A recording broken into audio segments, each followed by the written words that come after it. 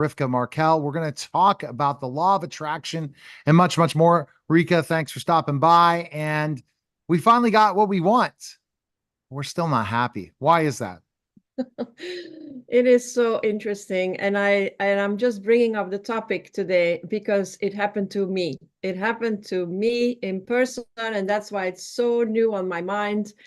And I would love to talk about it because it is a good thing. It is a good thing. It is not a bad thing. So what happens is when we are um, I'm say practicing, you know how I feel about that. When we are using the laws to get what we want, when we're using the law of attraction, it's not like we are practicing the law of attraction, but we're using it to get what we want. And then, so we know that it's all about shifting into a new reality. It's not about getting what you want and going out there and grind. It's like bringing that reality to you. So now let's say you want a new job and you're really focused on that. And all of a sudden, the new job shows up and you don't feel excited about it. You're just very neutral. There's the new job.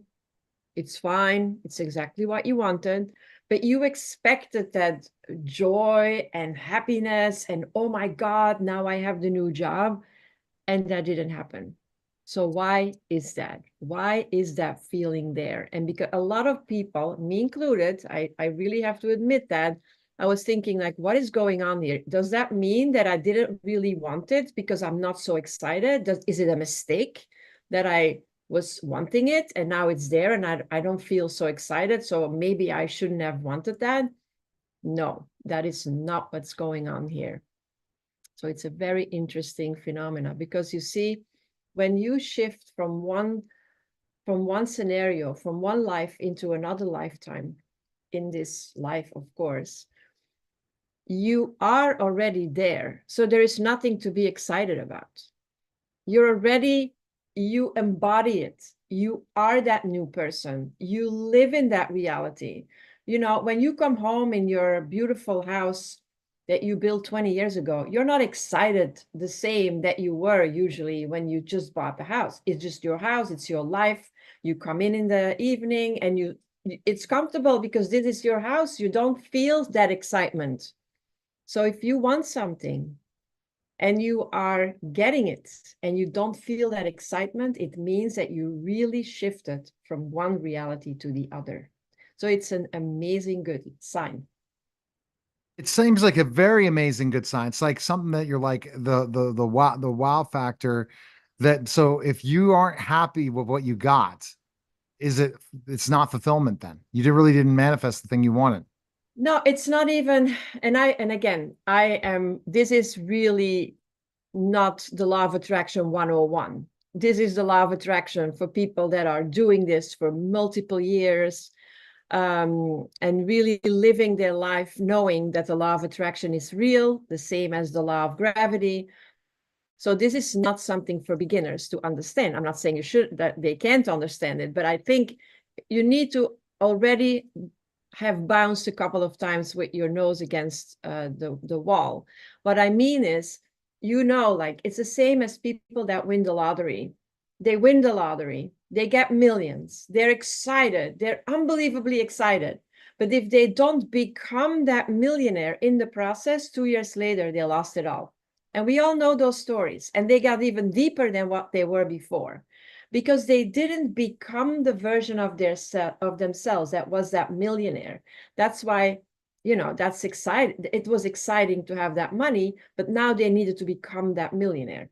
It's the same thing. You want a new job, you want the promotion, you need to step up your game, you need to be in a different reality. So once you get that job, you don't feel uncomfortable or excited. You just feel normal because this is who you are right now. You understand? Like if you would Yeah. get the millions and you would just feel comfortable with the millions, you would say, okay, let's see, what are we going to do with the money? We're going to put it away, blah, blah, blah. I'm going to give away a little. I'm going to do. And you would be totally comfortable with that money coming in. You wouldn't have this like all of a sudden, like overly excited feeling. You know what I mean?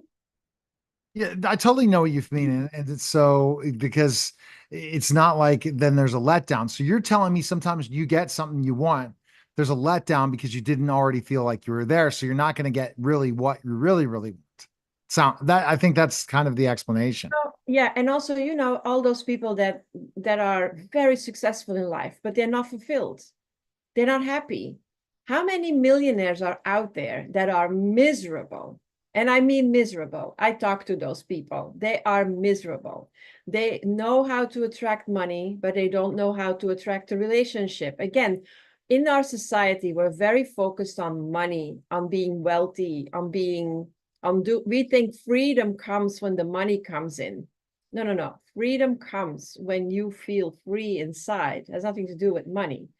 My sister would say money definitely helps, and that is true, but it is not the only thing. Like money is in fact a byproduct. It's something that happens that comes to you when you are happy, when everything inside of you is in the right spot.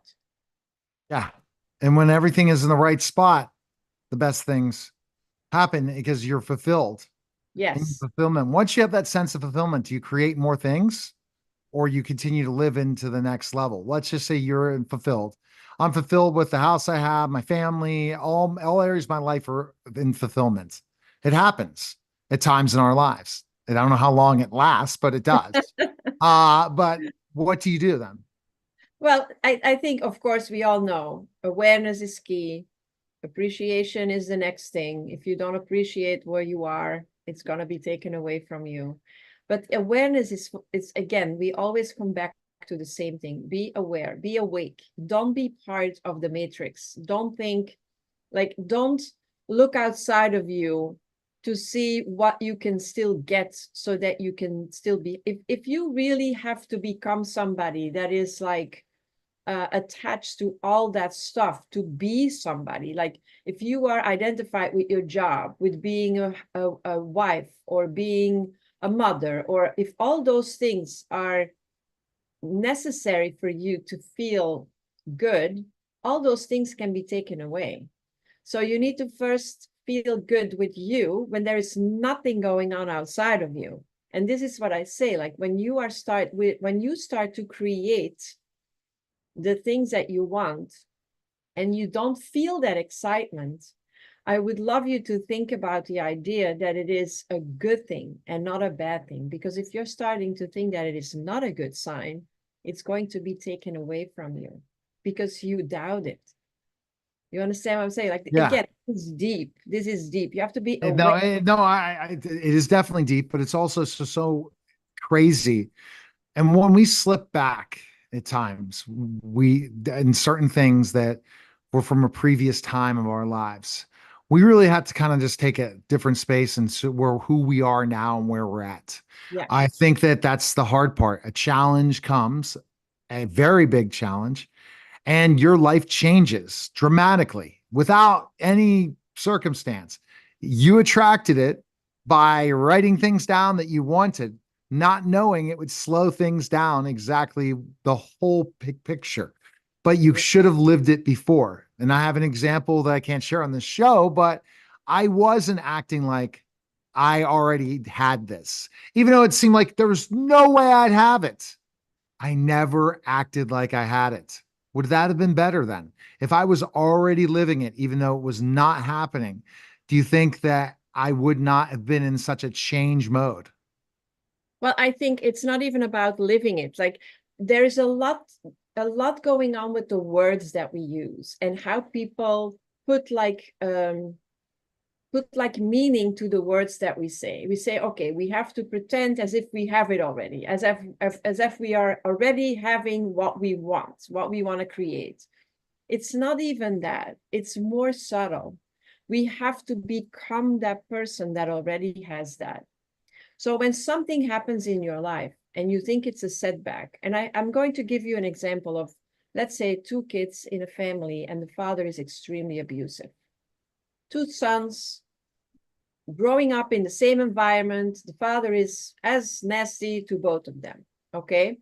One son says, I am the way I am because my father abused me, and now I'm a victim and nothing good is going to happen in my life. And the other person says, well, I am the way I am because my father abused me.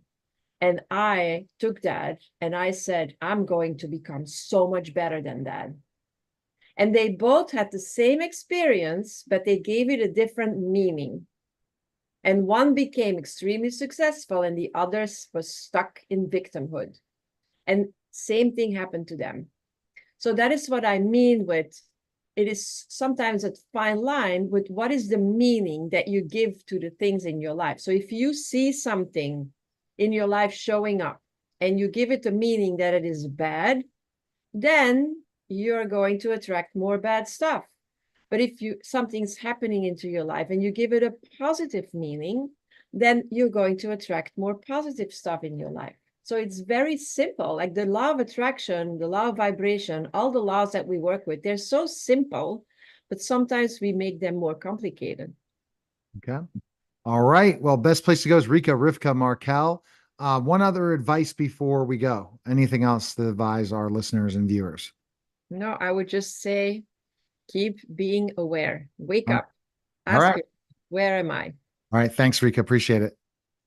All right. You're listening and watching